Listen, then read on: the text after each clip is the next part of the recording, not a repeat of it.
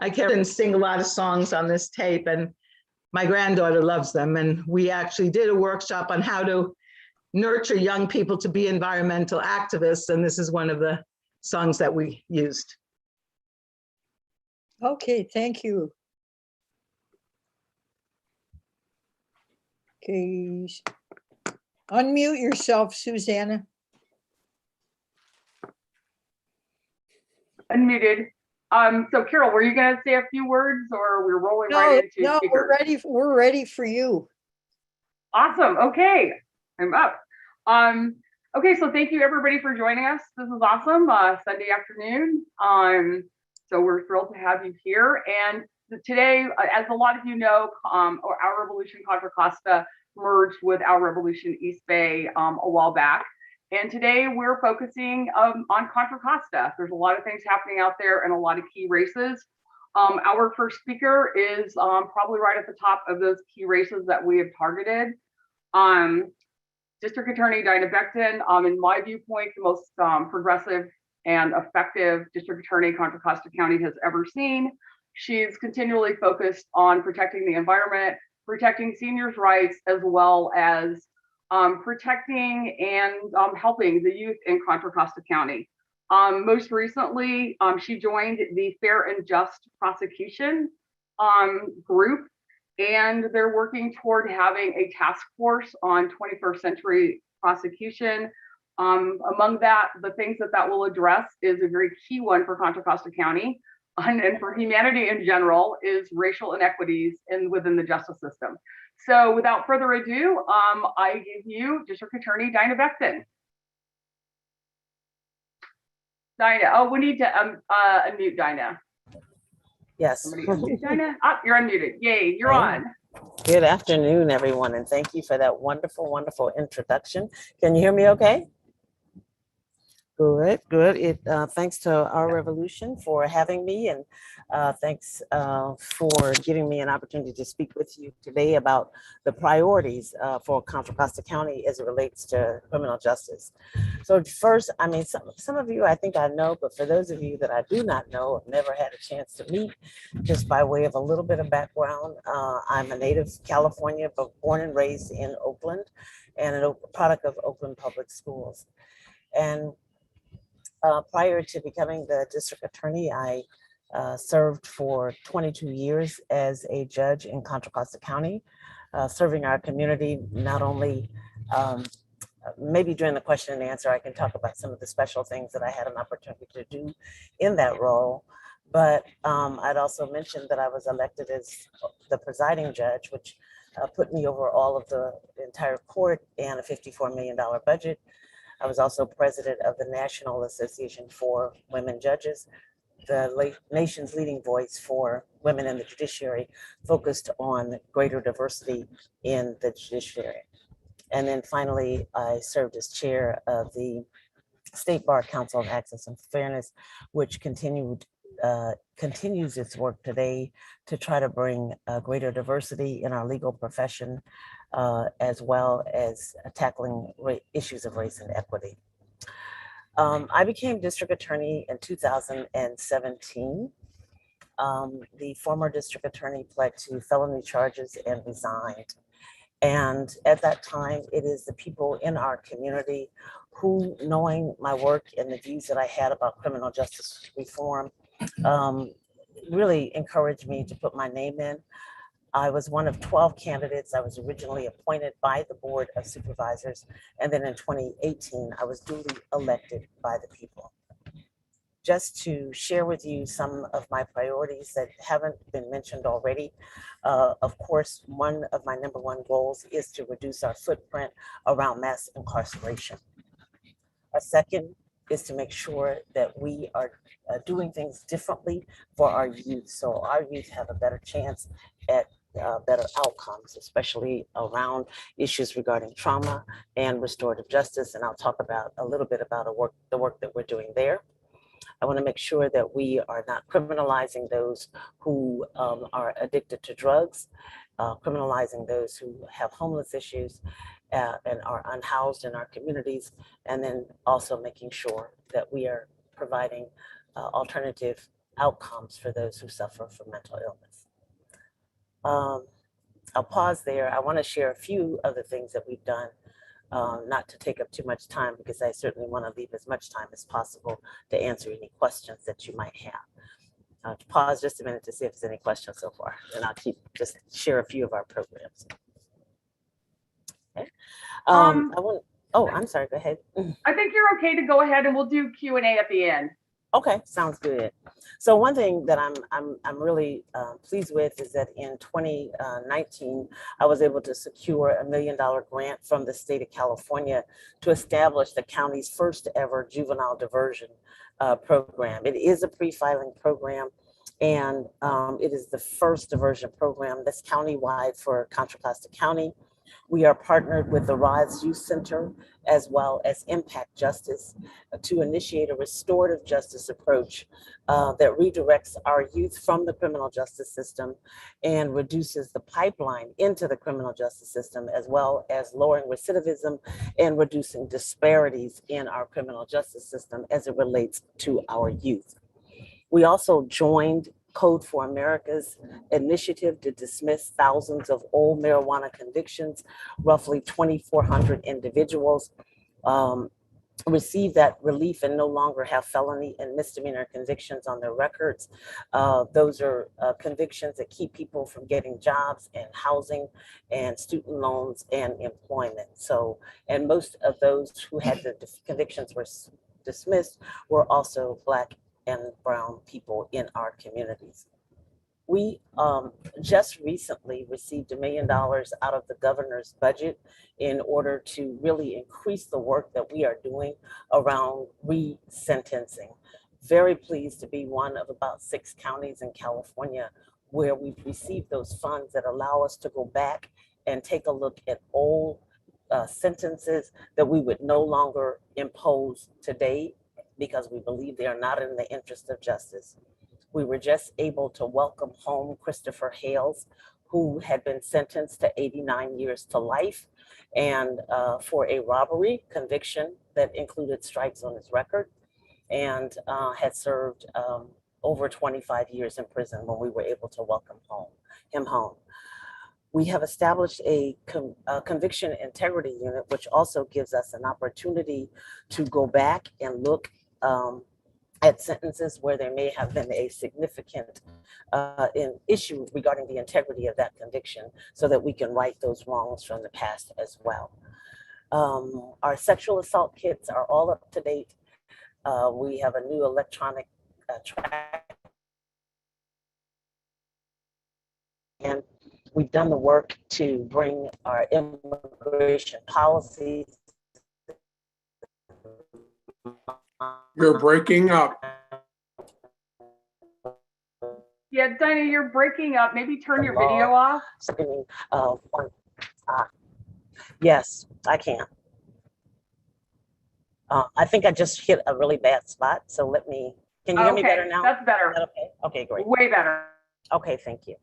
So I mentioned, and then we also established a human trafficking unit so that we can make sure that those who are exploiting others for labor and for sex, we go about that work through education and through prevention, as well as the prosecution part. We have emphasized implicit bias, providing the first ever trainings in the district attorney's office in Contra Costa County, so that we attack the issues around race and equity. And then finally, the Vera Institute, we are partnered with them. It allows us to take a critical look at our own decision-making. We have joined an exclusive aimed at ending racial and implicit bias, in our criminal justice system. And it focuses on using data to inform and implement our progressive policies going forward. So I want to stop there and give you all a chance to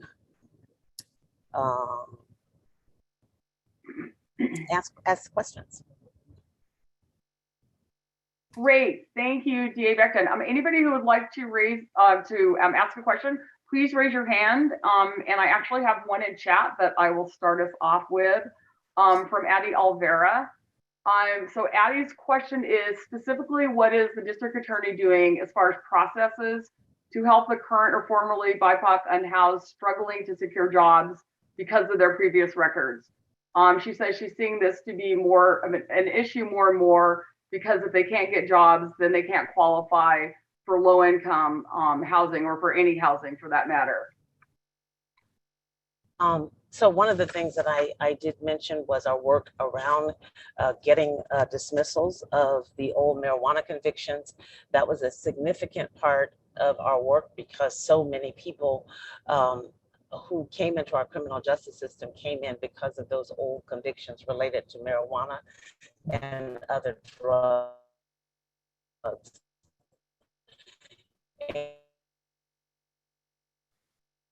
Oh, you're breaking up again. That kept them here from getting jobs and housing and student loan. Can you hear me again now? Okay. Yeah, now we can hear you. Okay. We regularly participate in Clean Slate Days in our communities, often serving as co-hosts. This gives another opportunity for people who have old convictions on their records to come in. We partner not only with community organizations and our public defender to put on these events, but they give our people in our community an opportunity to have their records cleared of those old convictions that keep them from getting housing and services and jobs. I hope I've addressed your question. Great, thank you. Anybody who wants to ask a question, please raise your hand. I've got another one in chat from Matthew Lewis. So his question is, to what extent, if any, does the district attorney have jurisdiction over civil violations of the law? For instance, unlike violations of the Brown Act, violations of the Public Records Act are only a civil violation. Does the district attorney have any jurisdiction over those violations? Well, we have what's called a special operations division. That is where we have a number of divisions that people may not typically think about when you think about just a district attorney's office. It is where we do our environmental work, wage and theft issues that affect issues that affect consumers. We also, yes, we look into issues regarding the Brown Act as well. We have a public corrections unit where people can report to us things that they think our public officials might be doing wrong, so that we look into those and we prosecute as when the facts present themselves. If there are violations, we don't normally get a number of issues regarding violations of Public Records Act, but we can certainly look into any wrongdoing if that is.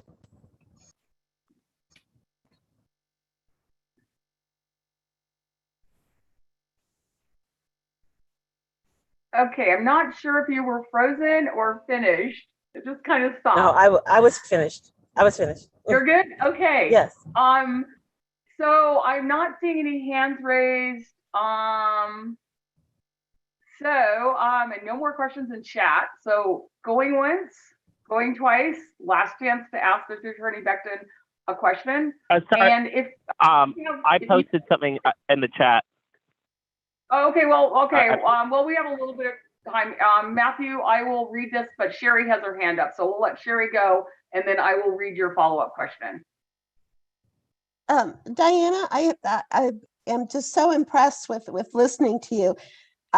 But I'd like to know how successful some of these programs have been to reduce convictions of minority groups, and also reducing juveniles that are incarcerated. Thank you. Sure, thank you. I'll start with the juveniles. Although we do not yet have our data. Remember, so much of what we're doing is new for the district attorney's office. Our juvenile diversion program, in spite of COVID, which we were very pleased with, we were able to get that program up and running in 2020. And we had to move it to a Zoom platform of COVID, but it did allow us to serve more kids in different parts of our community. We've not yet come upon even we're just coming upon about 6 months of that program. So we are not able to yet report out data for you to show the success in reducing the pipeline and also lowering recidivism and addressing racial justice issues. I can tell you that for that program, it is one that only at this time has cases that actually involve victims. So they're not the real low level crimes. We really are working with crimes that have victims. It is trauma informed, so that all of the kids that come through the program, they get a major assessment, and it is tailored to their needs so that they can be successful in their journey. We have also established a Reimagine Youth Justice Task Force that is studying and making recommendations on the most effective ways to invest in our youth. In Contra Costa County, our juvenile hall, as well as our boys ranch, it is costing us about $500,000 per year per child. And we know that there are better ways to invest in our kids. And so we are looking into that as well, to talk about how we can use restorative and community-based solutions instead of investing more in youth prisons, which have a proven worse outcome for our kids. So to answer your question about the youth, I cannot yet give you data. It's going to take us at least a year to have those kids in our program successfully completing it, and then making sure we're tracking to see if there is any recidivism, which we don't expect it because of all of the services we're pouring into them. We also, I didn't mention this, but as part to answer part of your other question, we do have a declination of charges policy, for example, as it relates to drugs, which is a gateway into the criminal justice system. So in a 12-month period, for those who come into our workload because they have small amounts of drugs or addicted to drugs, we send them to treatment as opposed to bringing them into the criminal justice system. Again, so many of these things, they've only been in place for about a year, and so we do not yet have the data. In our partnership with the Vera Institute, we are just starting to get our data, and we hope to be releasing a public report by the end of the year or the beginning of next year that actually can track and show you the progress of our programs and the effectiveness of our programs. Great, thank you, Dinah. I've got Paola, you're going to be our last question for DA Becton. And I've got one quick follow-up because Dinah, you cut out a little bit when you were answering Matthew's original question. So this could probably be a simple yes, no. Does the district attorney's office have any jurisdiction over Public Records Act violations? No, that is not something that we typically investigate in terms of or to prosecute in terms of a civil litigation. Okay, great. Thank you very much.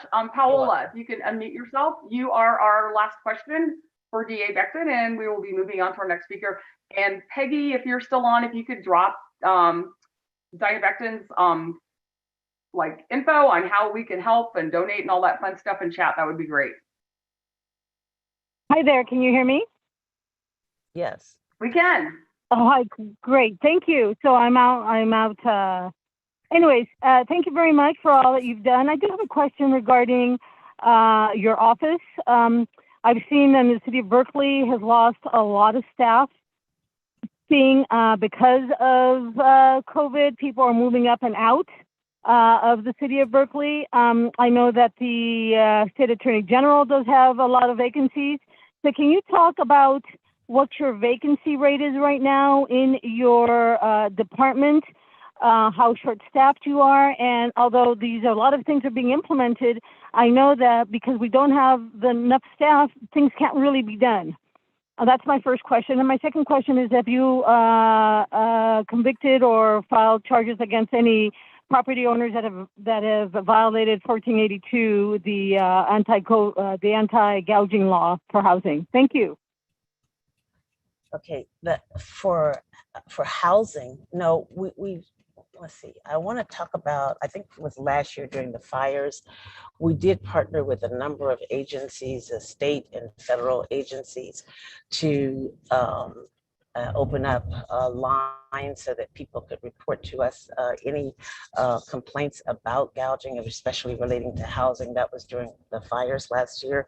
That did not result in any actual prosecutions around that. The first part of your question, oh boy, what was the first part of the question again, please? Oh, it was around staffing. I'm sorry. No, we don't. Yes, We've staffing. Yeah, we have general categories in our office, include our attorneys, our investigations unit, which is our law enforcement arm. It includes our victim witness staff, as well as our clerical. In our attorney workforce, primarily due to attrition, we have about 8 vacancies. But the thing about that is that that's about average or typical for us. We will be doing our recruitment and hiring in the month of October. And so we expect to fill all of those vacancies.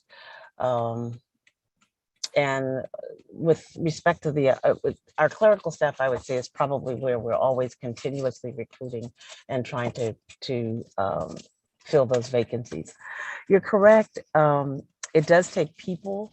That's about 92% of our $47 million budget. It goes to salaries and to benefits. It does take people to do all of the work that I've described. That's why it's so important. Like, for example, getting the grant from the state, the $1 million to do our resentencing work is so important, because it does allow me to hire also additional attorneys and support staff to do that really important work. So very often when I'm mentioning either a federal grant or a state grant, it means that it also gives us an opportunity to fill those positions so that we can do the work.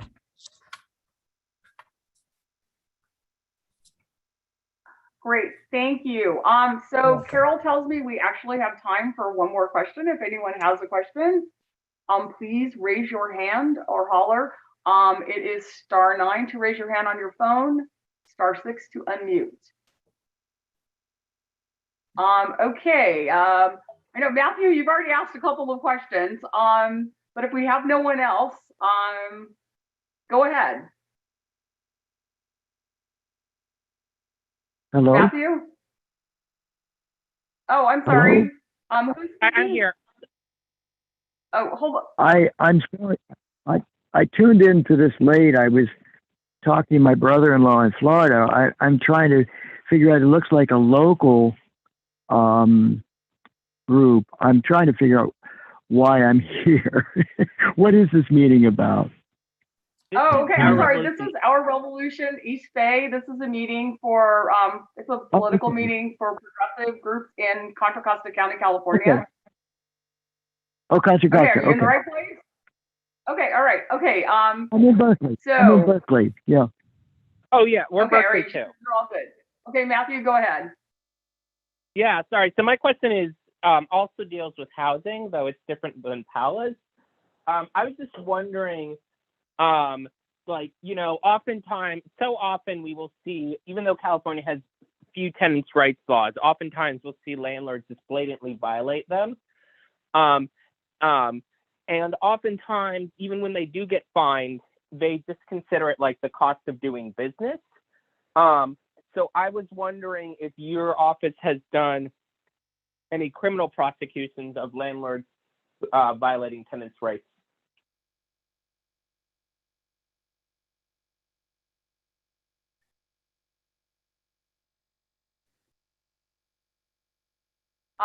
Dinah, are you still with us?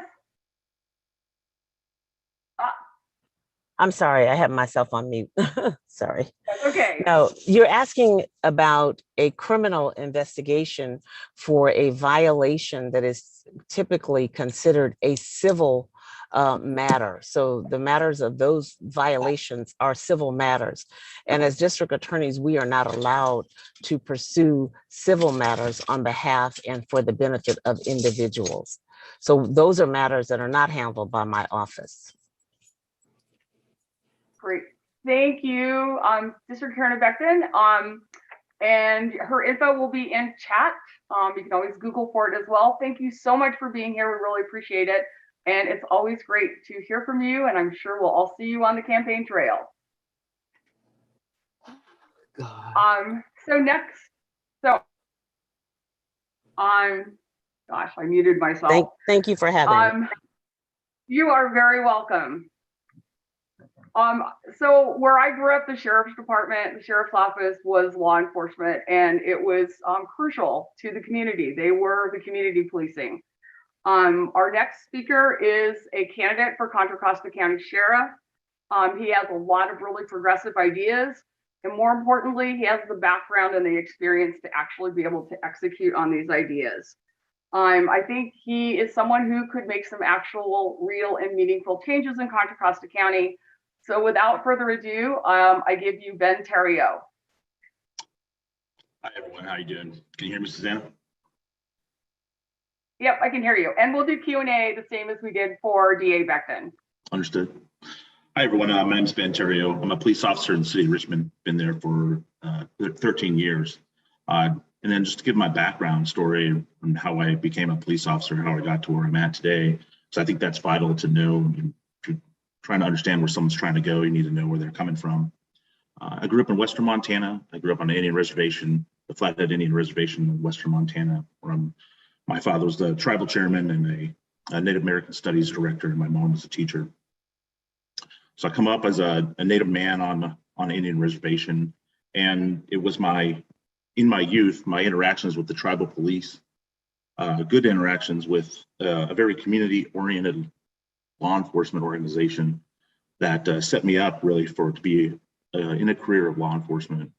And those positive experiences that transcended me forward to, I think, where I'm at today. And why that's important is because that understanding of community and community policing from back in the 80s to now, and where I'm at in Richmond, which is nationally known as a very progressive policing agency. It gives you kind of a side picture of where I'm trying to go with the sheriff's office. Growing up, I joined the United States Air Force, became involved in our military police, where I served in the Iraq War and several other places in the Middle East. And out of that, when I came back home, came to California, that's where I was stationed. And I decided to join a civilian police department. And I joined a police department that was being run by a very progressive, his name's Chris Magnus. He was a police chief there for many years, and he's now in line to head up the Customs and Border Patrol. And Chief Magnus hired me in 2008, 2009. And from there, I became ingrained in a policing culture that I'm part of a change that he was trying to make within a police department that had a very rugged past. And I learned a lot of things growing up and coming up as a police officer in the Richmond community that I've taken forward to where I'm at today. That those ideas that have come from the Richmond Police Department, which at one point was recognized by Obama as the forefront of progressive community policing in his 21st century policing model, really set the tone, and took although no single one of us was solely responsible for that, it's very important to be part of a team of people who really changed the dynamic of policing in a city where policing had been historically very contentious. And so I'm very, very proud of that. But for the purpose of running for the sheriff's office, there are three main components of what I'm trying to bring to the sheriff's office. Currently, Sheriff David Livingston is simply not a responsive sheriff. He's an absentee sheriff, is how I would essentially call him. And he has not been responsive to community needs in many areas of the county, unincorporated areas of the county, places where people, quite frankly, don't have the resources that they need or deserve. And that's just unacceptable. And out there in Richmond and West County, he's essentially not even shown his face in a couple of years. It's just, quite frankly, unacceptable.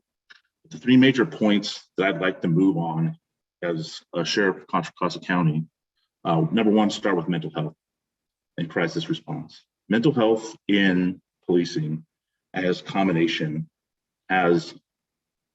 needs to be separated. The law enforcement response in mental health needs to be secondary.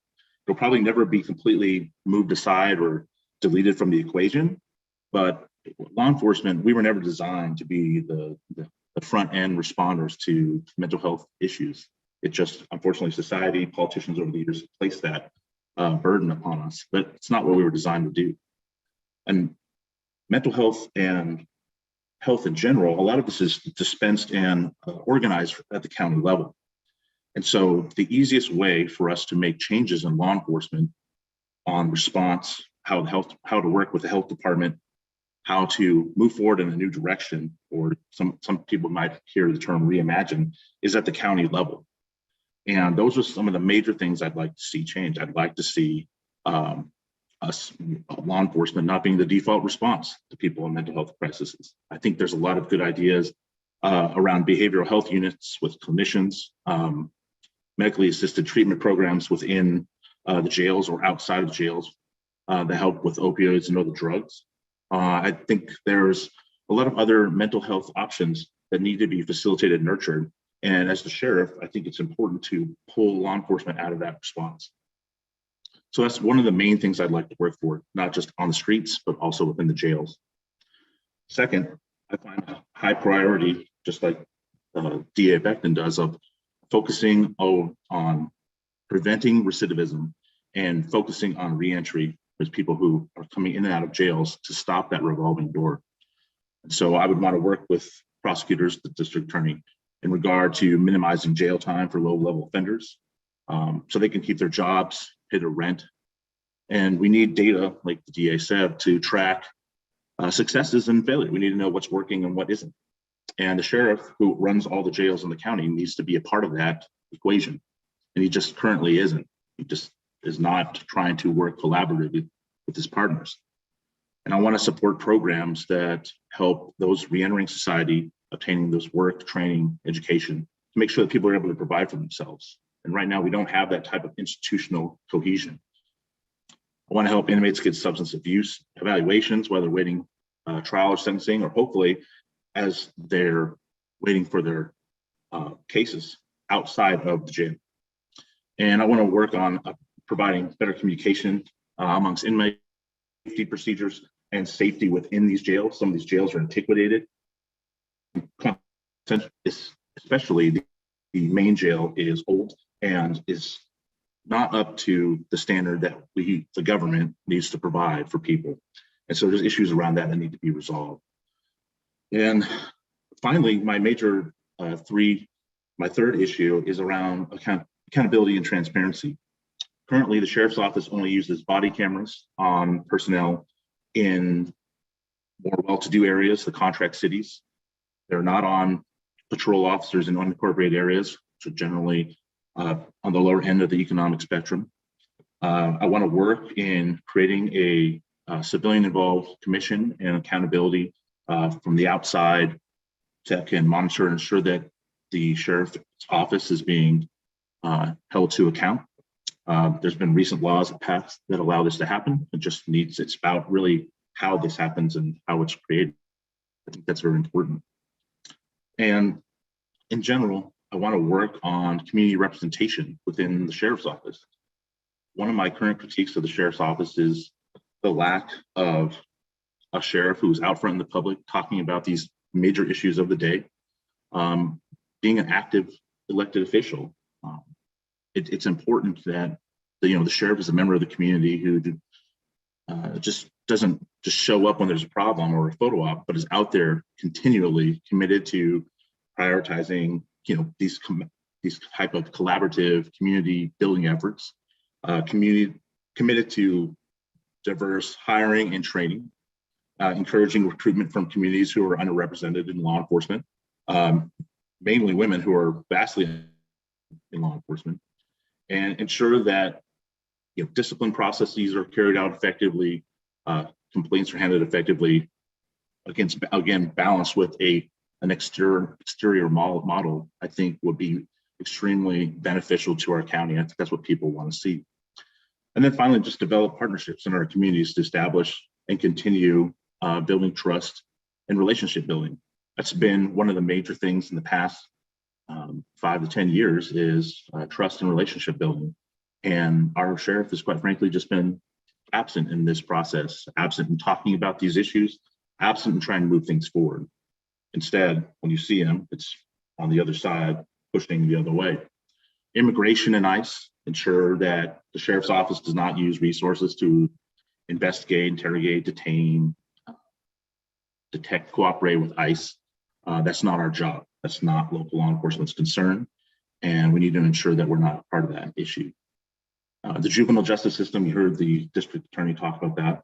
I want to work with the DA's office and the public defender's office and the probation department on an intra-government level to ensure that juveniles are handled in a youth diversion is the best way to move forward instead of incarceration. Every time the way I feel is that if it wasn't for a few changes or missed opportunities that I was able to take, it would have been very easy for me to slip and fall growing up where I grew up into certain situations.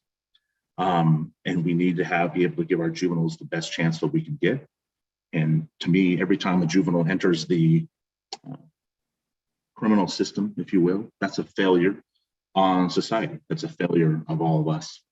And we need to work to combat that. And I believe that's what the Office of the Sheriff needs to be part of as well. We need to work focused on bias and racism, ensure that the training that we give our personnel and the culture that we espouse within the department combats unconscious and implicit biases. We need to work to make sure that that is the culture from the top down. And those are very, very important things that we need to see all the way through. So the bottom line is this, those are my main points, but I mean, I really want to talk about and focus or leave you with this fact that we have to work in our communities and then constantly continue to work on and ensure that we're being collaborative in issues that are important to the community and being respectful and talking and having conversations. There might not always be agreements on things, but you have to be out front and talking about these things. And quite frankly, we just don't have a sheriff who really cares about any of that. And that's unacceptable in today's environment as a law enforcement leader. And we need a change. And my commitment to you is to be that change. So thank you. Awesome, great. Thank you very much, Ben. Okay, so I got 2 hands raised, but I've got a question popped in chat, and I'm going to go to that first before it gets lost in chat because it's moving kind of fast. I guess real quick. So Amy, real quick, let's just. Jacob, sorry. For those of you who just came, that was Ben Therrault running for Contra County Sheriff, and before that was Diane Becton, who is the current Contra Costa County DA. If you have missed this or missed any of these videos, you can go to our YouTube page or our Facebook page, and you'll be able to watch the videos. They're all recorded there, so you can check them out after the meeting. Awesome, thank you, Jake. See, teamwork. Okay, so question in chat for Ben from Amy Scott Slovic. She is wondering what your position was on the expansion of the West County jail. My position on the expansion was that it was unnecessary at the time, and unfortunately, it doesn't seem to be that's passed and gone as an issue. What's an issue is what can be done. I think for future jails, mainly being the Martinez detention facility. Some of the issues out in the West County detention is that I think some of that is going to get built. It seems that's at least what it seems like to me. But what would be important is, what are we going to do with the facilities that exist and ensure that those are not reutilized in the same purpose.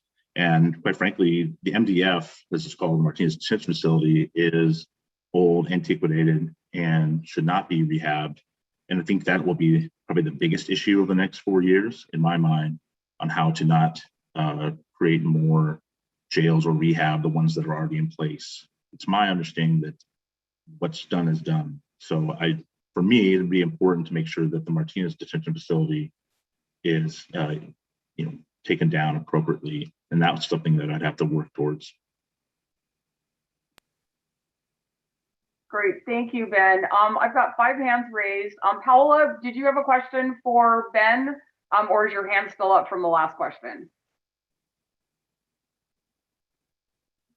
Okay, Paola, are you still there? Yeah, she's muted, it looks like. Yeah, okay, all right, Sherry, we're gonna go to you and then we'll circle back when Paola gets back. Thank you so much, Ben.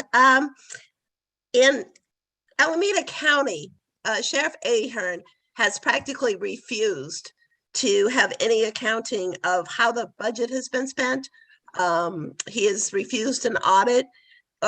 If you are elected in Contra Costa County, will you be open about the very large budget that the sheriff's office has and how it's spent and who is actually receiving those funds? Thank you. Yeah, thanks for the question. Absolutely. I'm a little taken aback, I guess, by that. Budgets are generally public documents, and so I think those should be open for discussion and debate in the public square, if you will. And I don't have a problem publishing those or talking about them. Great, thank you. Next up, I'm not seeing Paola being back yet, so we're going to go to Edward Rule. Edward, go ahead and unmute yourself and ask your question.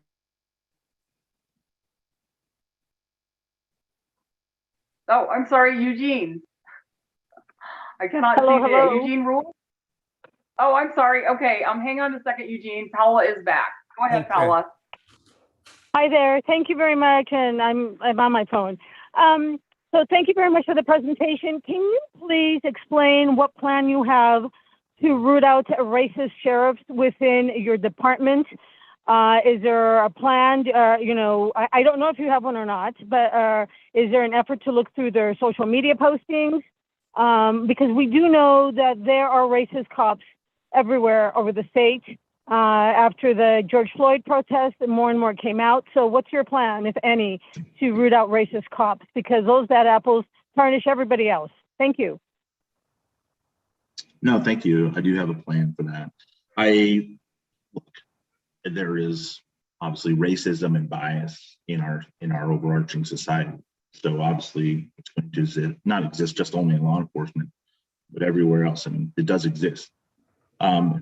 And it obviously is extremely important that it is not pervasive in law enforcement and not, it needs to be dealt with, and we need to work consistently on making sure that does not happen, and we do not into. So it's 2 parts. One part, people coming in, we have to do, there's a standard and post on how to do backgrounds.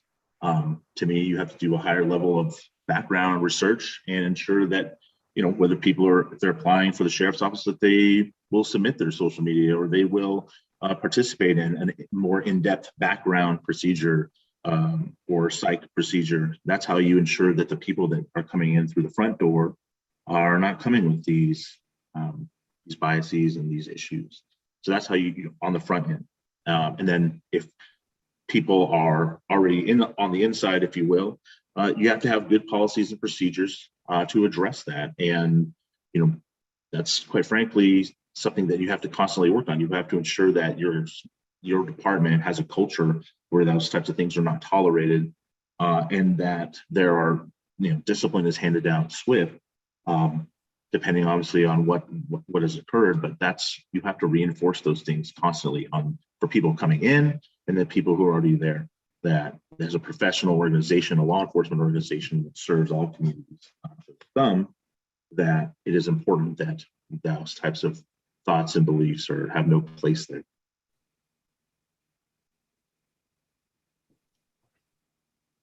Great, thank you, Ben. Okay, Eugene, now you are up. Okay, great. Thank you. And thanks so much for putting on this program. I think it's very useful and important. And I'm a Bernie supporter. I live in Oakland. So I was happy to be able to vote for Jovanka when she ran for the state assembly against Buffy the Bernie Slayer. And you did a good job, Jovanka, and you should have won, but that's unfortunate. But I spent a lot of time in Richmond, and I was working on the Petey Perez case. And for those of you who don't remember that, Petey was the young man who was shot and killed by Wallace Jensen. And there was an immediate cover-up by the RPD on this, in which Chris Magnus led the charge on this. And we worked on this for a long time. We had an independent investigation that supported basically the family and their grievance against this. But the results of that have been buried, and we're still working on it. And I remember when Rick Perez, a good friend, whose son was killed, said all he wanted was flat out justice. And I'm wondering, do you think Petey Perez and his family are going to get justice within the city of Richmond? That's my question. Thank you. That's really more of a question for the district attorney. I know Mr. Perez's father. I've talked to him many times over the years. I don't know. The man and the family is in a lot of pain. There's no coming back from that. So, I don't know what justice looks like for him. Maybe it's the prosecution of Wallace Jensen, but as a police officer, it's not my place to say, because I'm not qualified to give that answer. On a criminally charged level, that would be better appropriately directed at the district attorney. Well, it's a moral issue, and again, all Rick wants is justice. That's what the family needs, and they're not getting it. If you're asking morally, do I think that he should have died? The answer is no, I do not. I do not think that was the best way to handle that situation. Thank you. All right, thank you, Jean. Thank you, Ben. I've got 1, 2, 3. I've got 4 hands up, and I got a question in chat. Javanka, I'm going to go to you, and then I'm going to grab the question in chat before I can't find it. So go ahead and unmute yourself and ask your question. Okay, thank you. Hey, thank you, Ben. Glad that you're here to answer questions. I think it takes courage, because this is a progressive organization, and I got to, and to be fair and to be honest, right, and to be transparent, you sounded pretty progressive for the most part. If I didn't live in Richmond, I would probably be like, wow, dang, this dude's pretty progressive. But I have lived in Richmond, and I have seen, you as the RPO president. I'm sure you're a decent guy, but my question is, everything progressive that we've had brought forward in Richmond by progressive organizations, thank you so much, by progressive organizations, you have come forward against. And at the same time, those things which would actually benefit our community, you have that would not benefit our community, rather, you have come out in favor of. For example, remember the Blue Lives Matter resolution that Nat Bates brought forward by that really racist guy in Congress. You were in support of that. You were also in support of when the chief was holding up the Black Lives Matter sign, the RPOA under your leadership. And I may not have been under your leadership, but nevertheless, it's not something that you've condemned. Sent a letter to the chief condemning his action to stand out with protesters holding that sign. So, in light of the amount of opposition that you've had towards progressive organizations, are you asking for an endorsement from OR, and what will be different with you as sheriff? Thank you, Director. Thank you, Director Beckles, for that. Let me start off first of all, I've been in support of a lot of progressive ideas over the years. Our police department espouses and pushes forward lots of progressive principles. That's how we came to be at the forefront of President Obama's 21st Century Task Force on Policing. as you know, as you were a council member, was something that was highly celebrated and touted. And I've been a part of those efforts for many years. As for the— Hey, Ben, that's why it's so confusing. Hey, Ben, that's why it's Yeah. so confusing. If you were in support of those For sure. progressive ideas, why would you come out oftentimes to the city council in opposition to some of the, these things that are indeed progressive? Sure. Let me qualify some of these things. This is the main reason is this on why there's a difference between what Ben Therrault, the person, thinks and what the RPOA sometimes thinks. I don't know how many people here run a labor organization, but there are many times that as the head of a labor organization, I try to steer the ship, but I don't get to determine its course. And sometimes that happens. And that happens more often than you would imagine, where a board that's elected, just like I'm elected, determines and votes upon the direction that the POA wants to go and issues out a directive for that. I don't vote. I don't make those votes. So some of this disconnect comes from just not understanding how police unions work internally and how the direction goes out.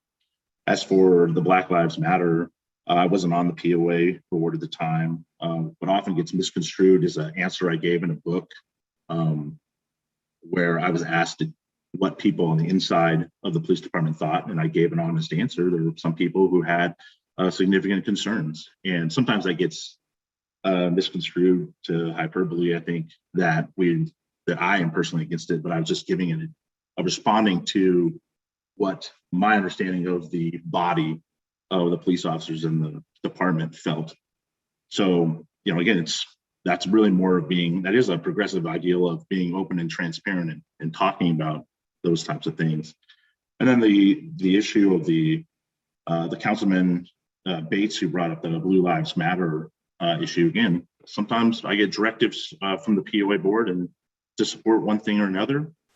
Do I think they should be supported as they are? Not always, but that's what happens, and that's part of the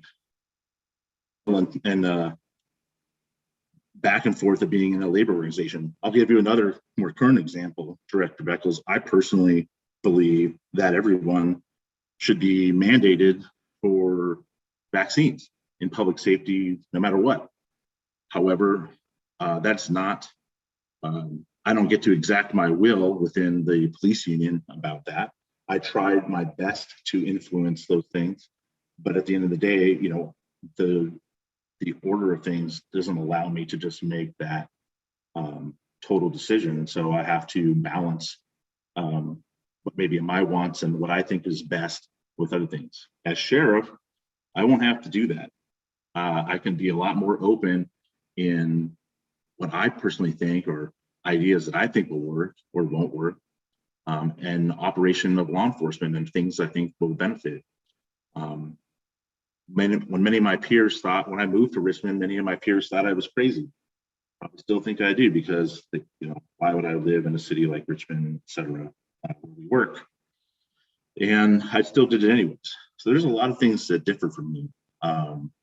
When the group from the Rise Center and others, SEIU, other progressive groups pushed and backed the Kids First ballot measure, my union did not support it.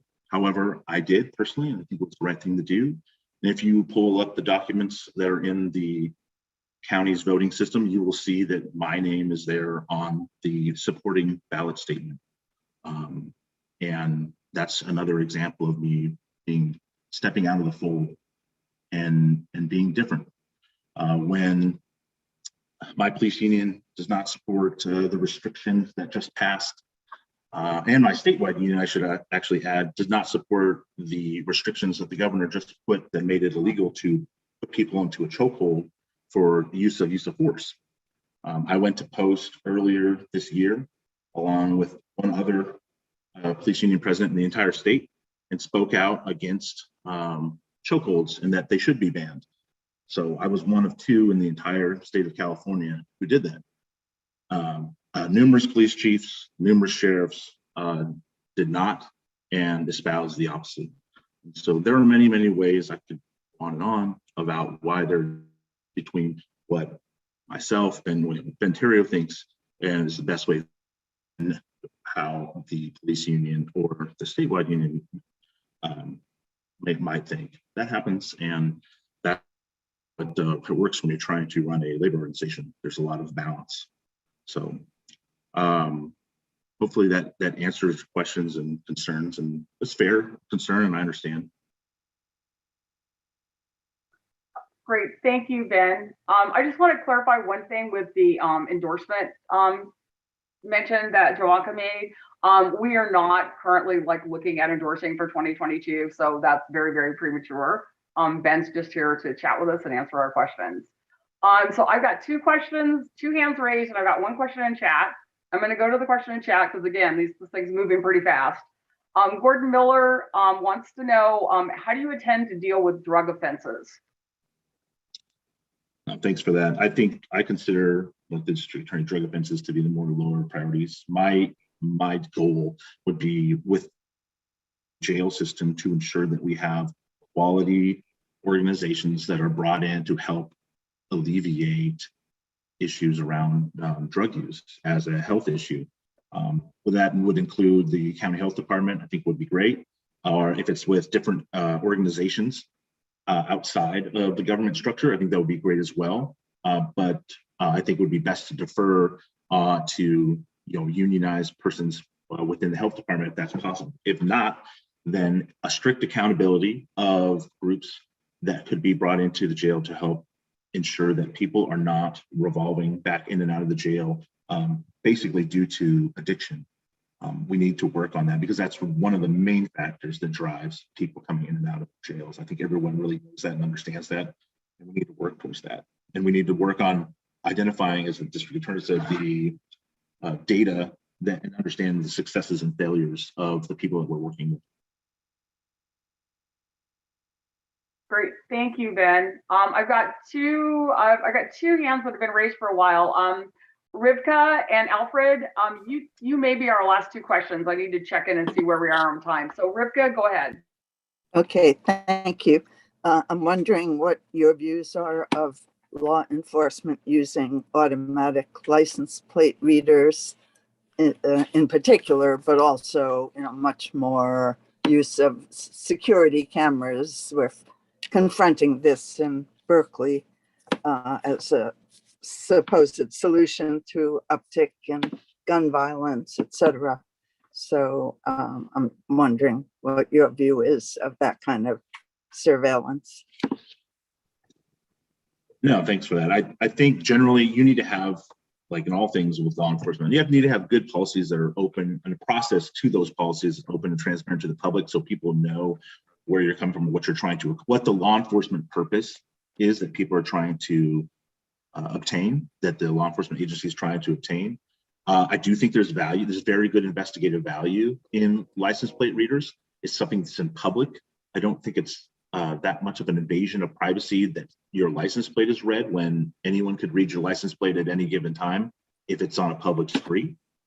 And it solves a lot of crimes for us. Where I think people were concerned and maybe rightfully so, was that license plate reading information or surveillance information was being provided to other agencies outside, or the federal government more specifically, for the purposes of immigration enforcement. And I think that's where people had a large problem with them, maybe still do. And I think that's what needs to be protected. It really, but that goes into what I've already said overall about ICE, is I don't think that they have any business. We have limited resources as it is. The federal government has lots of resources. We don't need to be helping them out. And that's not our job. Help local law enforcement with communities of people who are undocumented in this country. So to me, there's a value to them. It's all about how you do it. But I understand the trepidation, and I think there's some value to them. Does that answer your question? Yes, thank you. Awesome, thank you, Ben. Okay, we've got time for one more question. Alfred, you are up. Thank you. Hi, my question is, are you planning to seek the endorsement of any of the police unions And what would you do if they offered it? I'm a unionist by nature, so I will plan to seek endorsement from all unions. That is, no matter what their background is. Yeah, I believe in unions and their power and the collective power and the bargaining power and the rights that they help achieve. So yes, unions in general are a part of my strategy for success. The current sheriff is not a very pro-union person. He's been in management for 20 some odd years, and I look at things differently. I see a huge power to labor and what labor does. So yes. Great, thank you, Alfred. Great question. Okay, we have whether I time will for get it, one. whether I get it or not, it's a whole nother. That's probably the better question, Alfred. I do not expect to get endorsed by the Deputy Sheriff's Association, although I will try. But they probably are not going to feel some of the things that I'm talking about, or they might have already, maybe already have a backroom deal with the sheriff. I don't know. But I think a lot of police unions will trust my experience and judgment on these issues, and I think some of them will trust that I'm the right move to make. Great, thank you. Okay, so I've got two more hands raised. Matthew, apologies, but you asked like 3 questions of DA Becton. So I am going to go to Kabir, who hasn't had a chance to offer to ask the question. So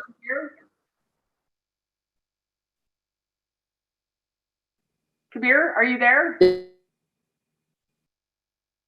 Kabir, what's up, man? You need to unmute. Can you all hear me? I'm literally walking into a bar Yeah, tunnel. now we Can you hear me? Yeah. Hey there. Hi, everyone. My question is, this is a Bernie Sanders organization. It's a big thing for corporate money or rejection of that. Are you planning on taking corporate money during your campaign? What's your political stance on that? I haven't taken any corporate money, and I have no plans to right now. Man. Are you planning on rejecting it? Like, are you saying you're not going to as a part of your campaign? Would you turn it down? I haven't received any corporate money, and That's I don't not the plan question. on receiving any corporate money. That's not the question. I don't plan on receiving any corporate money. Is that? If you're offered any, would you turn it down? I'll have to think about that. I probably would not accept corporate money. Okay. Yeah. I mean, that's my answer for now, Kabir. It's not on my plan. Thank you, Kabir. Okay, I think we're out of time for questions. Ben, thank you so much for being here. Great talk, great questions, everyone. I dropped your website address in chat earlier, but there's a lot of new people. Would you mind dropping it in chat? I'm sucking at multitasking this afternoon. Yeah. But just drop your website into the chat before you go. And you're welcome to hang around if you're like super busy and have to go somewhere else. Oh, thank you. Don't worry. Jake already did it. Oh, okay. And you did too. Okay. Ben's website's in there. He has more info on it. So feel free to go check that out. And again, thank you for being here. So next up, we have, again, this is all Contra Costa focused today. So next up, we have a fellow activist. We've been in the trenches together since, at least since I heard about Bernie Sanders. She is with the Concord Communities Alliance. She's here to talk to us about something that's going on in Concord with a very regional project. This affects more than just the city of Concord. It's a recent Concord decision at the city council regarding the development of the naval weapons station out there in Concord. So Laura Nakamura, please unmute yourself and you are on. Great, thank you everyone. Happy afternoon, Sunday afternoon. Surya, I just want to give a little bit of a shout out here. I love that song that you opened us with. I just felt like it was really resonating with me, and I just really enjoyed hearing that as we went into this meeting tonight, so thank you. So I'm Laura Nakamura. I am a longtime Concord resident. I grew up in Pleasant Hill, and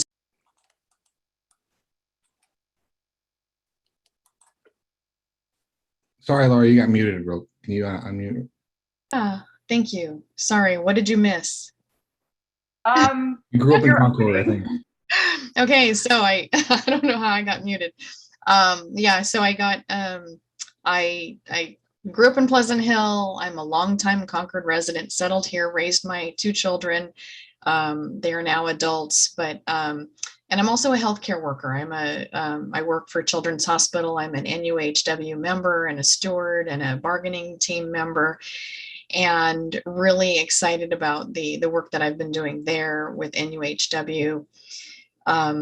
What else do you need to know about me is that Concord is home for me. I really value the community here, and once I was able to launch my children, which is a lot of work. I was a single mom for a short period of time, and I did a crazy thing. I started bike commuting and got involved in a bicycle advocacy, which soon led me to other types of advocacy in my community, tenant protections, and getting involved at the city level.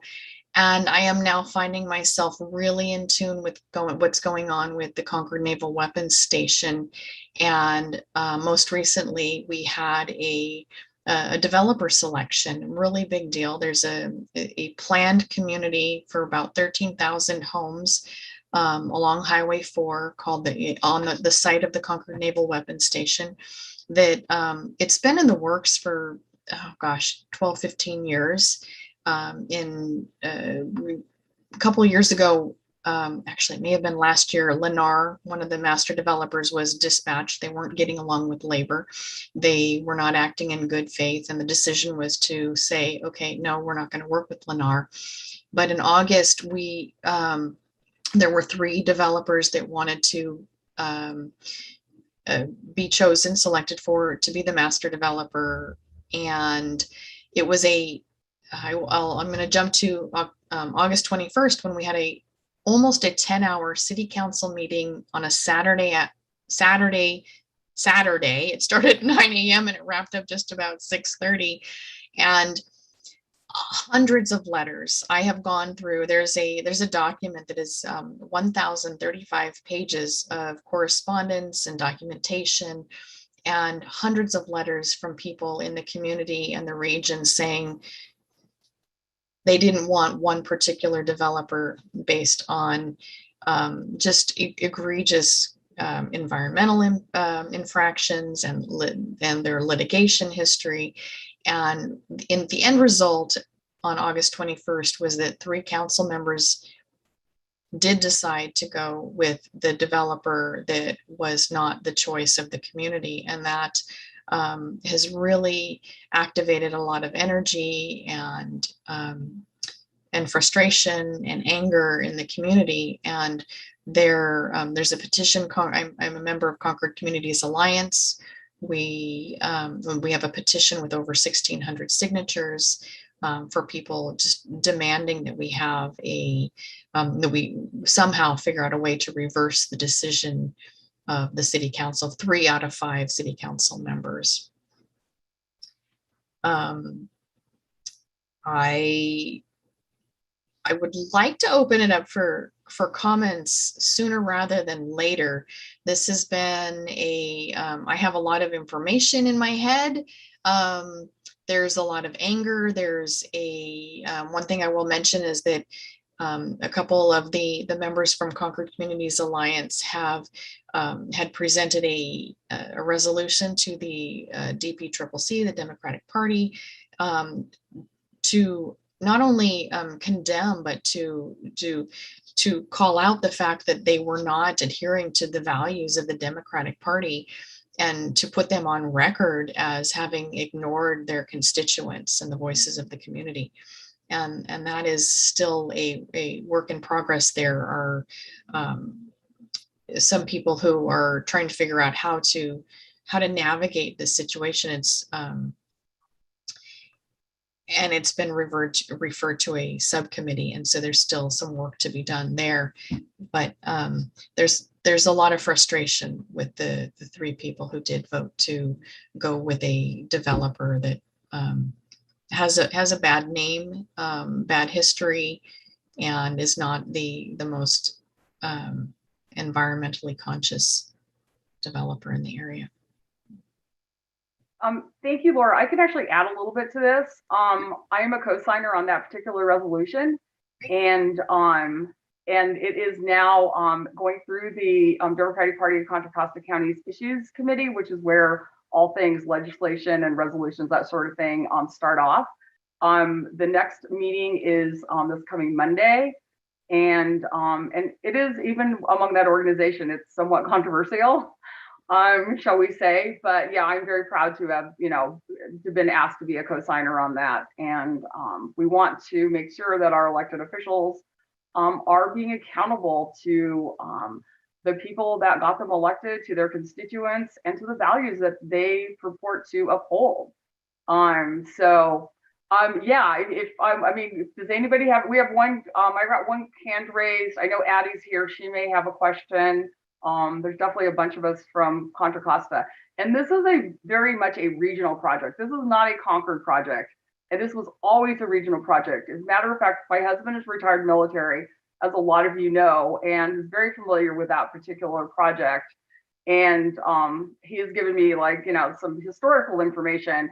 And that was the only way that the military would turn that over to Concord, was if that was a regional project. So we've been accused of not being residents of Concord, but it is not just Concord. Gordon has a question for you, Laura. Go ahead, Gordon.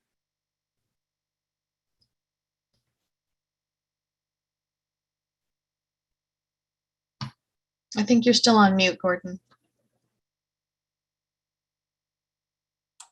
To reiterate that, Nav Wep Stay Con stands athwart the Route 4, which is one of the most crowded highways, and you're adding thousands of residences. So it is certainly going to have a regional impact.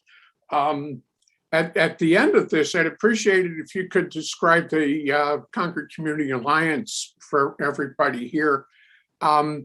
But there was a fellow, I don't remember his name, this was several years ago, but he was involved in the selection for the weapons station development. And he come out into the light here, and he committed suicide. He jumped off a third-story ledge in Walnut Creek in a parking garage in downtown Walnut Creek. Is there any more information about that? So that was an attorney. He was not in charge of making the decision. He was the city attorney at the time that those votes were taking place. And I can speak to the Concord Communities Alliance is an organization that came together back in 2018, maybe 2017, inspired by RPA, recognizing that in Concord we needed to have some sort of a mobilizing organization to put pressure on on city council members, in a sense to make sure that voices were heard. We were speaking for the most vulnerable in our communities, and also being able to educate members of the community to things that were happening. We felt like at one point there was a 17,000 seat soccer stadium that was being considered for downtown Concord, and most of the residents were not being told about this. This was something that was, it was kind of in the works. It was being talked about, and yet if the city wasn't talking about, we were wondering who was going to be talking about this. And so we were able to bring this to light by just doing a lot of outreach to the community. And right now we're finding ourselves just making sure that people are aware of this decision at the city council level, but also, I mean, there's so many people that already know about it. The developer that was selected was one that has a long history in the area, and people are generally they generally cringe when they hear the name, and they're also part of the developer team is someone who's, for those of you who are in Alameda, Oakland, Berkeley, the CCIG name might be familiar because one of the partners for the in Concord that is now has been given this exclusive negotiating agreement privilege was wanted to bring coal into Oakland. Thank you, Laura. Amy Scott Slovic has a question. Go ahead, Amy. Hi, yes. Laura, thank you for doing this. Oh, I was wondering, do you have any thoughts about I mean, I've heard there's been many things, and I'm just growing up in this area. I have certainly heard tons of stuff over the years about CINO and then now Discovery Homes. But I was just wondering, can you give me like some examples, some specifics of like things that have been done or something that speak to what was so egregious about CINO? One of the things that, one of the comments that was made during the almost 10 hours worth of city council meeting on the 21st is that one of the CINO representatives said about the parks, and they had recently gone into were suing the East Bay Regional Park District. They were kind of what we're learning is that litigation was coming to some sort of an agreement. And they were now saying, well, the East Bay Parks are good stewards of the land that they have. But the CINO person was also saying, well, and we like to think that we're good stewards of our land. And my instant thoughts when I heard that were to think about the destruction of owl habitats and the filling of creeks and the draining of ponds and the clearing of oak trees in the middle of the night. And I was just thinking, that's not what I picture as a good steward of land. There's lots of documentation with regards to these environmental infractions that have happened in the area. And Save Mount Diablo is one of the organizations that was really pushing out this information. And Save Mount Diablo is a very reputable organization in Contra Costa County that is all about making sure we have open space and preserving the area around Mount Diablo, or Tushtuck. I believe I'm saying that right. Can I ask a follow-up question with that really quick? Sure. I'm sure, Amy. Yeah, you're the only question I have pending right now. I'm sorry. Okay, super. So all I wanted to say with that then, so my understanding was there was also a point, like when CINO went after or tried to sue somehow and did something to try to get Lennar not to be able to have the contract before, saying that it shouldn't be built on that land or something. And then when Lennar was gone, then they went for it. Is that true?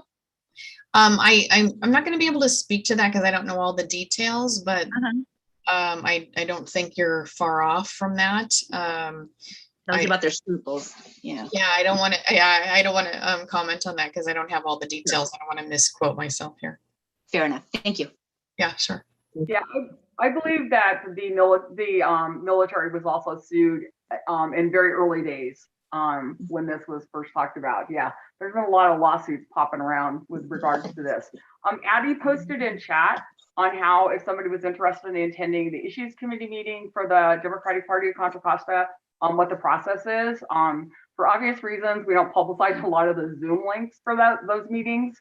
But if any Democrat is welcome to join any of the Democratic Party meetings, we're trying to be extremely transparent about that. So if you're interested, Addie posted that info.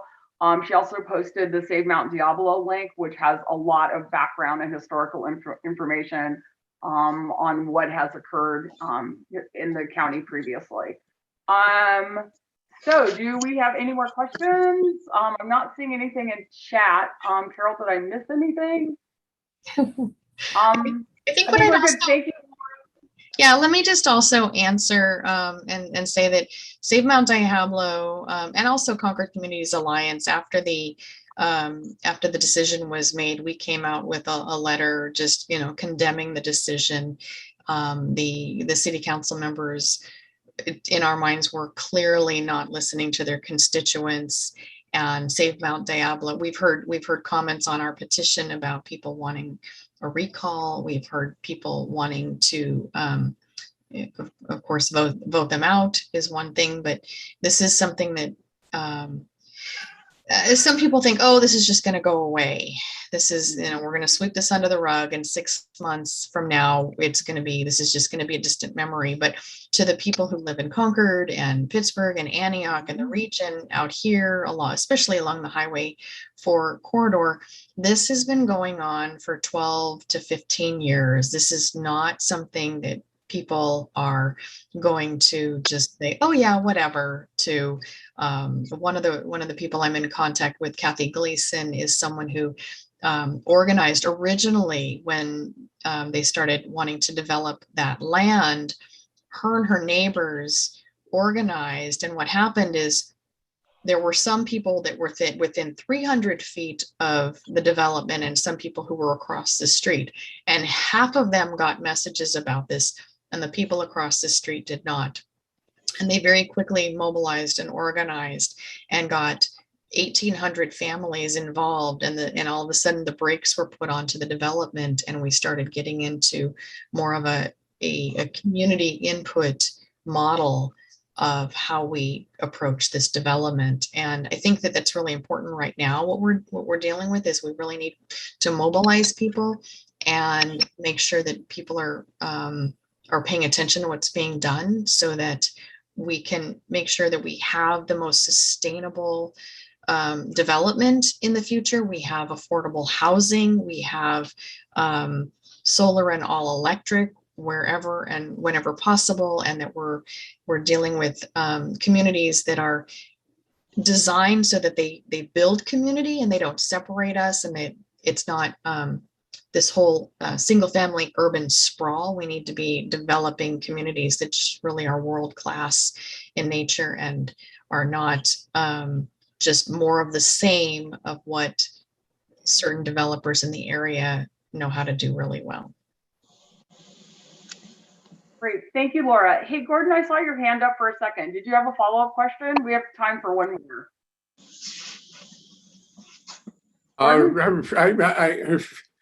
I took it down, but I might as well ask it. I wonder if anybody working for CINO is on this meeting, and if so, would you kindly identify yourself in the chat? Good point. CINO has a way apparently of contacting people out of the blue. They know what the hell's going on. Okay, yeah, so if someone here is connected with the company, please do identify yourselves. Feel free just to post it in chat, that's totally fine. Okay, well, thank you, Laura, for all this information and for bringing this here. I think it's really important. It's a very important issue. Thank you to everyone who asked questions. A lot of links have been posted in chat for people that want to get more information. The historical information here, I think, is super, super important. So moving on, we have 2 more speakers and an announcement, and then we'll open it up for anybody who has anything real quick they want to announce.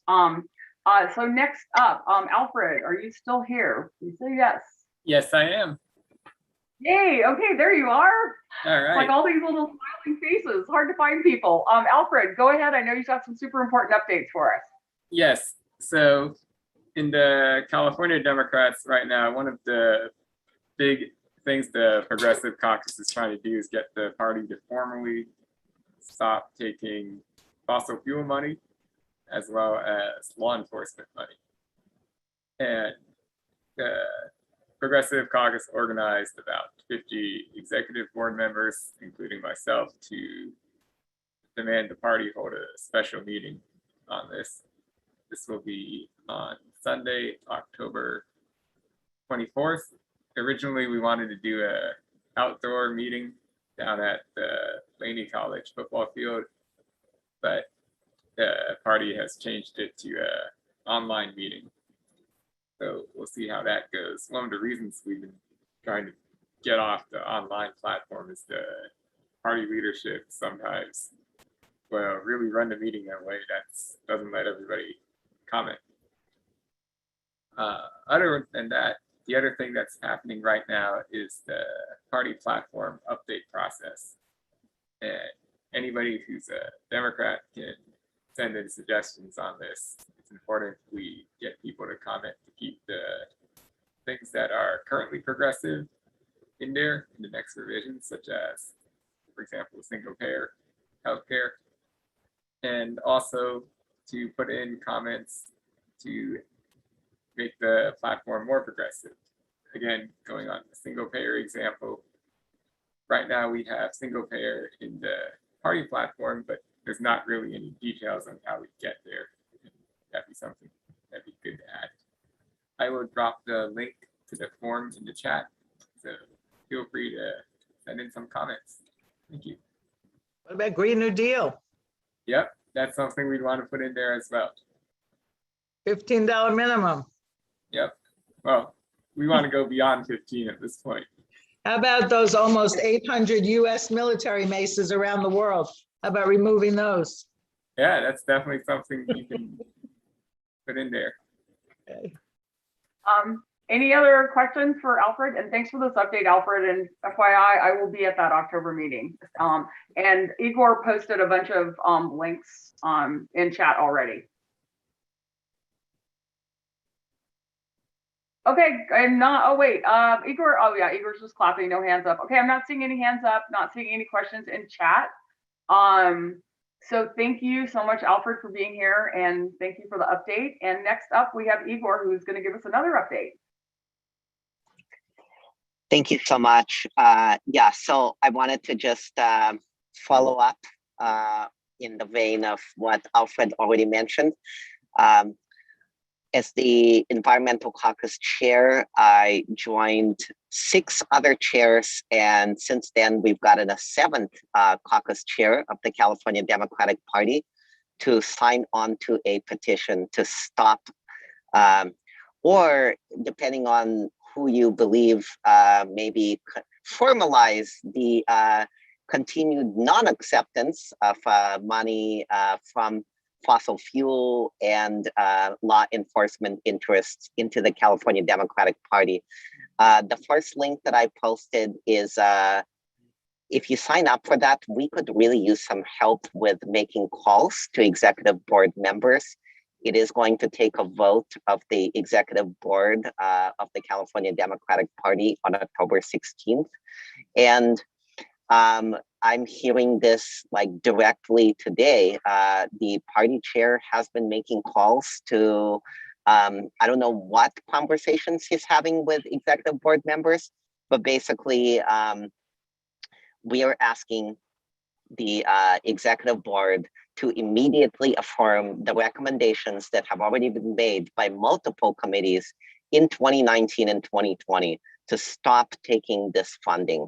And now we're asking to just formalize it, not have another committee. We welcome another committee to maybe talk about implementation of other things we shouldn't take money from, but we don't need a committee 2.0 or 3.0 to formalize something that was unanimously voted by multiple ad hoc committees already. So please help us make calls, make the rounds. We have about 150 executive board members to call. Our win number is 50% plus 1 of the full number of executive board members of the party. Beyond that, I have a super quick presentation on saving California rooftop solar. And Jake, thank you so much for sharing the slides. Let's go to the next slide, please. So just in full disclosure, my employer is the California Solar and Storage Association. We represent as of last week, 700 mostly small businesses in the rooftop solar and storage area. So I'm the small business arm. We fund the Solar Rights Alliance. The Solar Rights Alliance is the grassroots arm of this organization. And basically it's one full-time equivalent staff. That's Dave Rosenfold, and 50,000 and counting California solar users. Next slide, please. And I think this was the 3rd link that I posted in the chat. At this point, over 400 organizations and community leaders have signed on to a coalition letter that's going to be going out next week to the governor and to the California Public Utilities Commission in support of keeping rooftop solar and battery storage growing. growing it more equitably, and strengthening net metering as a foundation for all of these goals. Next slide, please. Next slide. So here are some reasons why we need more rooftop solar, because we believe, and actually thank you, Our Revolution East Bay, for signing on as one of the organizations that also believes this. I mean, obviously, people should not have to choose between paying their utility bills, paying their rent, or buying their groceries. Obviously, I don't have to explain this. This is a inherent Our Revolution value. So let's go on to the next slide, please. And especially right now, when we have had historic wildfires, which have been, many of which have been started by utilities like PG&E. People need a better option. They need local energy that's democratized, that is not dependent on long distance power lines, which is what the utilities are trying to do. Next slide, please. Another good reason, because if you have solar farms all over the place, it actually interferes with both the Biden administration and California's 30 by 30 goals, which is setting aside 30% of land by 2030 for conservation purposes. Next slide, please. And this just in, as of a few months ago, a report has been issued that shows that California ratepayers can save $120 billion, whether they have solar or not, by 2050, just if we allow things to sustain the way they've been going with local solar growth. Next slide, please. And in fact, this has been proven already in 2018 because of rooftop solar and efficiency. California was able to scale back 20 power line projects. It saved $2.6 billion, which all of us, like as Bernie likes to say, not me, us, this is all of us. All of us have directly benefited from these savings. Next slide, please. Here's the threat. PG&E, SoCal Edison, and San Diego Gas and Electric want to double the cost of going solar. An interesting aside to the previous conversation about money out of California Democratic Party politics from the fossil fuel lobby. SEMPRA not only invests in fossil fuels, but it also owns both San Diego Gas and Electric and SoCal Gas. So the party has been, I guess it stopped in 2020, but up until 2020, the Democratic Party has been accepting money from SEMPRA. And this is one of the mega corporations that wants to double the cost of your solar, your community churches or community of faith solar, your resiliency hub solar, your children's school solar, your neighbors or friends farm solar, and everyone else. So that's why we need to get this money out of the California Democratic Party as soon as possible. Next slide, please. And here you can see just what the proposals are. And these are proposals in front of the California Public Utilities Commission right now. Next slide, please. So this is the battlefield. The California Public Utilities Commission are 5 individuals appointed by the governor. You may have heard the news that the chair of the CPUC has just announced that she will be resigning at the end of this year. And more to that point, next slide, please. Here's actually the main target. It's this guy. We just helped him get handily reelected. Well, we stopped the recall, which absolutely, would have made things worse. But he is really the guy who is the only person really that the CPUC commissioners will listen to because he gets to appoint them. Next slide, please. So this is what utilities say about solar. I mentioned this before. They love to talk about the so-called cost shift, which is a complete bullshit argument. On to the next slide, please. So they're doing this because Rooftop solar interferes with their 10% guaranteed rate of return. Next slide, please. PG&E, Edison, San Diego Gas and Electric are the real villain here. And how they're getting their profit is through long distance power lines. Ratepayers are charged $9 billion this year to date alone. And they get a guaranteed profit of up to 10% a year. Most of it is off of their power line spending. Next slide, please. And again, there was a study that, unlike studies that have been commissioned by utilities themselves and use real methodology based on facts, show that we all can save $120 billion or more by 2050, just by allowing local solar growth to continue. Next slide, please. So here's who actually benefits from net energy metering 2.0. This is tribal housing. These are some of the small businesses that we represent. They were able to contract with this tribal community, get folks off of their diesel generators, and use battery storage and solar instead.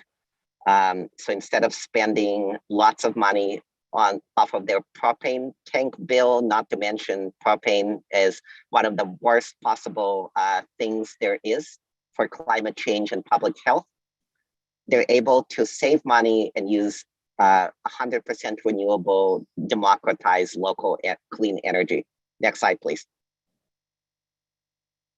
This is a zero net energy senior housing project in Arcata.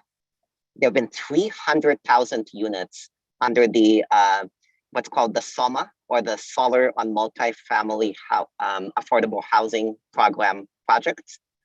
300,000 units, hundreds of thousands of tenants that benefit from this. The utilities are trying to double their rates as well. They have not made any distinction whether you're Elon Musk and can afford to pay 200% more, or whether you are a low income or fixed income senior. Shame on them. Next slide, please.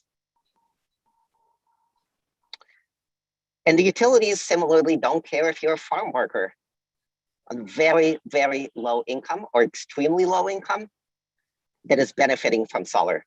They want to double their rates too. Next slide, please. The allies are all of us, the people.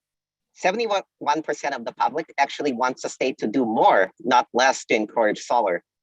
80% of them support net metering, which is the mechanism that allows multifamily and single family lower income folks to be able to afford clean energy. And even after we give them bullshit talking points from the utilities like cost shift, 64% of them still oppose the CPUC doing anything to reduce net metering credit. And then the allies are also a Revolution East Bay. Thank you so much for signing on to our letter, plus over 400 organizations, small businesses, elected officials, and Democratic Party and DNC delegates from California. Next slide, please. So again, this is our goal, and this is your goal too. So how can we work together? Next slide, please. Here's what we have to do. We absolutely have to win a strong net metering policy at the CPUC. This is a proceeding that's happening right now and will be decided on in very early next year. Next slide, please. These are some of the rallies that we have held in front of the San Francisco and the Sacramento CPUC. We were joined by several folks that are members of this organization, in fact. Next slide, please. And more rallies fighting against the utility profit grab. Next slide, please. So this is link number 2 that I posted in the chat. Please sign this petition. Sign it, share it with family and friends, organize events.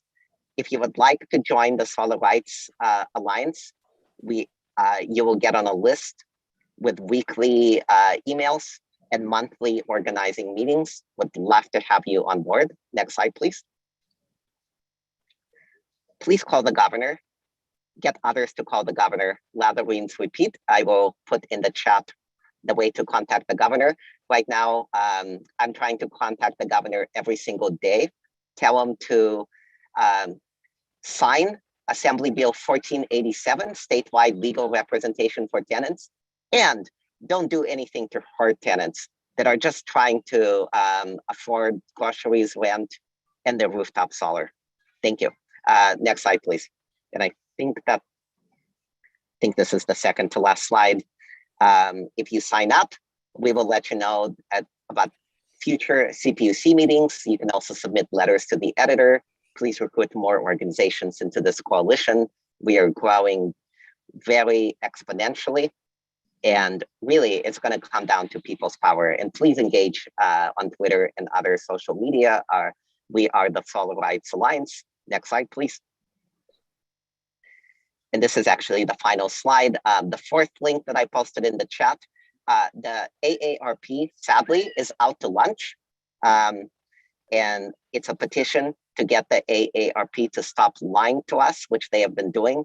They claim that they had no position. It turned out that at the national level, they're just on the take, and they were buying up utility talking points. So please tell them to stop killing rooftop solar, and instead get them to sign on to this petition as well. So that's a fourth link. And thank you so much, everyone. Happy to answer any questions. Great, thank you, Igor. Hey, Chris Peoples has a question in chat, so I thought I'd read that one first. So his question is, how much money is spent on long distance transmission versus local distribution expressed in cost per kilowatt hour? And the second part is, what is the income distribution of the people who benefit from net metering? Yeah, great questions, Chris. So the first question, I don't have it offhand, but I'll be happy to provide it. But depending on how you assess it, it's, and this is in the study that shows $120 billion in savings can be had by not spending money on rooftop solar. It can be as much as 10 to 50% more that we spend on large scale solar and wind projects instead of renewables. Now, to be clear, we do need both. The Biden administration just announced that in order to meet our climate action goals, we need to double the amount of all solar by 2025 and then double it again by 2030. And we're not going to be able to reach that on rooftop solar alone, but we also won't be able to reach that if 40% of California's market, which is distributed generation, is killed next year by the CPUC. So I'll get you more concrete information, and I will also put the link in the chat to the CLAC study if you want to take a look at it. The second question is easier for me to answer. Right now, what we have found, like in the initial stages, back when solar was more expensive and a novelty, you did have early adopters that tended to be more affluent. At this point, like over the last several years, almost as many folks have been purchasing rooftops or leasing or doing a power purchase agreement with rooftop solar and battery storage as folks that are in the upper echelon. And in fact, because of subsidies that are available right now under the CARE and, well, under the SOMA program and a single family program as well that's in areas that are considered disadvantaged communities by the state, almost as many folks making 50% or less of area median income have been able to avail themselves of rooftop solar and storage as folks, households that are making $250,000 or more. So this is really, solar and storage are becoming increasingly affordable and accessible to all. This is not the time to be doubling rates on rooftop solar and storage. This is not the time to be increasing exponentially profits of PG&E and others. They should be paying for starting fires. I don't know how they're even a standalone corporation. They should be nationalized. They should be broken up. They should not be too big to fail. But you all know that already. Other questions? Great, thank you, Igor. We have time for one more question. Gordon, you have your hand up, so go ahead. Yes, thank you. And I think I'm actually live. One general comment about getting big money out of politics, as you're arguing for, Igor, is just take a look at Biden's plan, which is bottled up by 2 senators, I guess some others, who are answerable to big money rather than their voters. But you mentioned AARP and also TURN, the anti-utility organization, have objections to this. Could you go into that? Yeah, I think you've done it quite a bit already, but could you specifically address their objections and what information is available to counter their objections? Absolutely. Thank you for the question. And just for context, TURN and AARP are 2 of the major, I would say, not completely utility funded organizations that support what utilities are trying to do. The other one is the National Renewable Defense Council. So there are like 4 organizations that are on the side of the utilities, plus 90 other organizations that are partially or fully funded by utilities themselves. On the other side, there are over 400 organizations from the environmental justice community, the affordable housing community, and many others that don't agree. I think you will find that the top, I mean, basically TURN seems to think that you save more, that there's a fictional cost shift that they believe exists, that somehow non-solar users are going to be subsidizing solar users if we don't allow solar and storage to just be as affordable and accessible as possible to all. The CLAC report, which I will post a link to shortly, to the top line findings, that's probably the best pushback that I can think of. And I'll be happy to share that in the chat in a second. Okay. Great, thank you, Igor. Thank you for being here. This is really important stuff. We all need to be aware of it. So everybody take actions. Okay, we've got 2 more things coming up. Matthew Lewis has an action alert that he's going to give us a quick little heads up, and then Jake has an announcement, and then we'll open it up for any more quick announcements, followed by our closing song from Sudia. So Matthew, you are on. All right. All right. Can everybody hear me? Yep. Mm-hmm. Okay, great. So I just posted a link in the chat to a link to an article in the chat just now. Let me repost it one more time. Oh no, ignore that email address. Sorry, that email address is not for you all. Did not mean to post that. Sorry. All right, there we go. Yes. So as you may have all heard, there is, an attempt to push through a lot of progressive policy through Congress using reconciliation, but corporate Democrats in the House and the Senate are trying to kill that bill by passing the bipartisan infrastructure bill before passing the reconciliation bill, so that they can just say, well, we passed the bill, now we're going to we lied, we're not going to pass the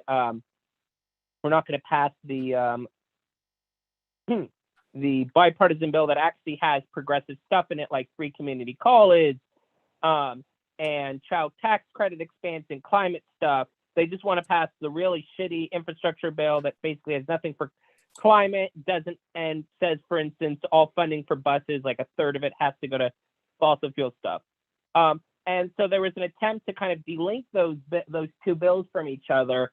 And that effort failed earlier this week, which was really good. And that's because the Congressional Progressive Caucus kind of for the first time in its history, in part due to some changes they made recently, kind of basically threatened to vote as a block and vote down the bill.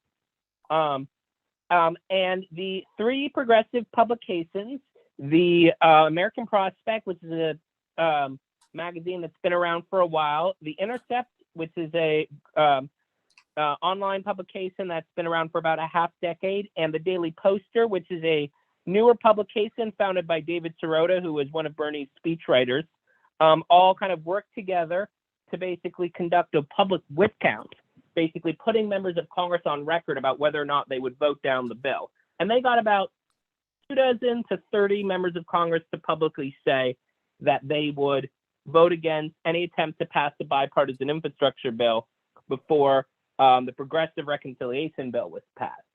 And so that was a really big win. And they did, but there's likely going to be more attempts to pass the bipartisan infrastructure bill before passing the Progressive Reconciliation Bill. And we need to make sure that every time that happens, that doesn't come, that goes down.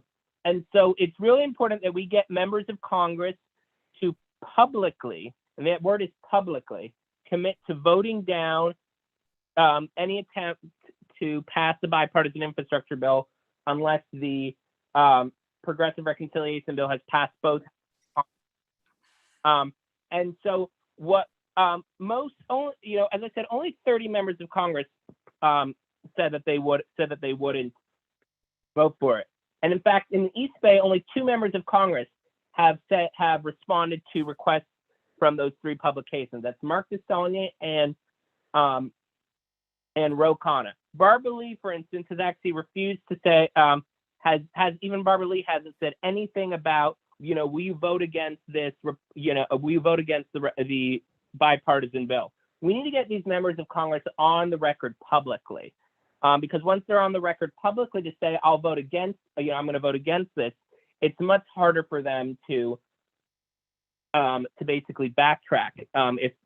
And so the the action alert, this ask, and you may have seen a version of this in the club's emails, is basically to kind of harangue or your member of Congress to basically say, we commit to voting against this. And there's a few tactics of that. You should call them we want to kind of bug them or harangue them in every single way possible so that they feel the pressure. So call your member of Congress every single day.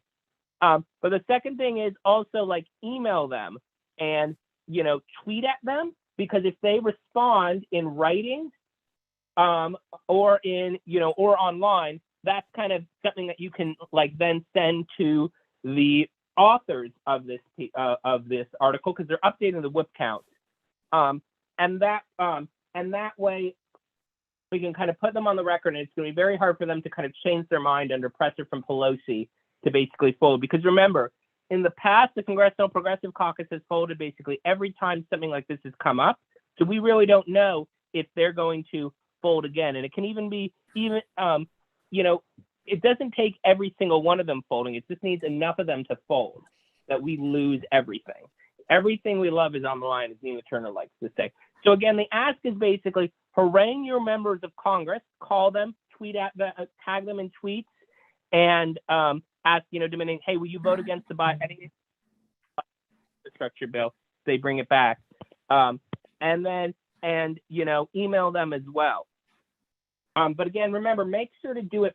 The emphasis is to do it publicly, because if you just get a staffer that says, oh yeah, the person said they will do this, that they're going to do no, that's great, but we need to get it on the record. So if the staffer gets authorized to say oh yeah, Barbara Lee's going to vote no, again, contact the reporters. If they say no in any medium, or if they refuse, or if they say no, I'm going to vote for it, contact the reporters and be like, hey, this happened, and then they can follow up with the member of Congress to confirm. So again, here's the article. This is really important. It's one of the, we like to think that, Barbara Lee votes with us almost all the time. And so we almost we don't need to lobby her on her vote or something. This is one of those times when we need to get her to do this. And then don't forget also other people like Eric Swalwell, who's by far from a progressive stalwart, is really quite a moderate Democrat, not our friend. Harangue him as well. And anybody else in the East Bay. I think there might be at least one more member of Congress. Like I see Ro Khanna is not listed up there. He's mostly Silicon Valley, but he does have a part of East Bay. So that list might not be the full list. If you don't see your member of Congress up there, you can look up what their contact info is. And again, it's really important. We have a really unique opportunity to make a difference, and let all your friends know about this. Your friends in the East Bay know about this as well, and your friends who don't live in the East Bay, let them know about this as well, and encourage them to do the same thing with their members of Congress. So yeah. Does anybody have any questions about this? Hey, Matthew, Carol posted phone numbers in there. I added Jerry McNerney's information. He's Antioch over towards Stockton. So he has that part of Contra Costa. He's pretty progressive, but honestly, I don't know where he is standing on this issue. So he needs nudges sometimes too.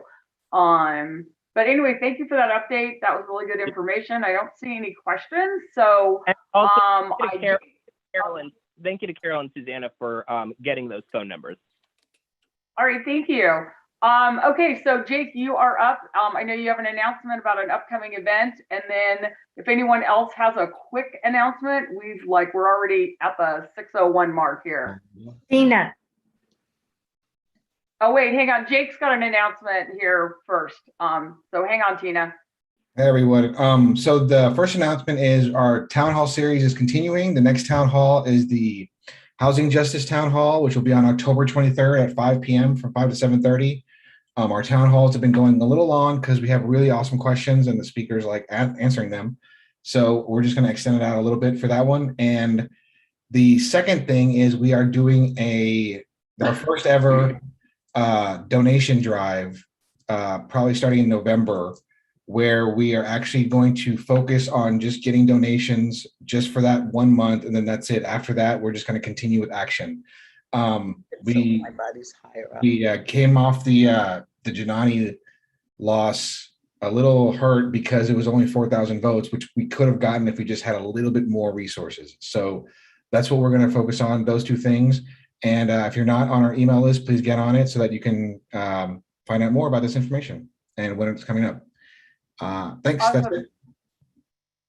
Oh, great. Thanks, Jake. Very important stuff. I put the date and the time for the town hall on housing justice in chat, and then look for an email in November on the donation drive.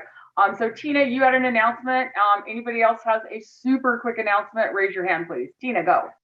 Just thank you everybody for participating on Pamela's birthday. She was online to thank everybody, but she had to leave. We're still in fundraising mode if anybody wants to host a house party, and we really need to change and it's voting in the municipalities. And so we need to really support Pamela Price for DA. That's it. Thank you so much for everything. Awesome. Thank you so much, Tina. Any other announcements? I'm not seeing any hands raised. I don't see anything in chat. So I think we are good. Sudia, you are up and you need to unmute. Wait. Let me stop the recording.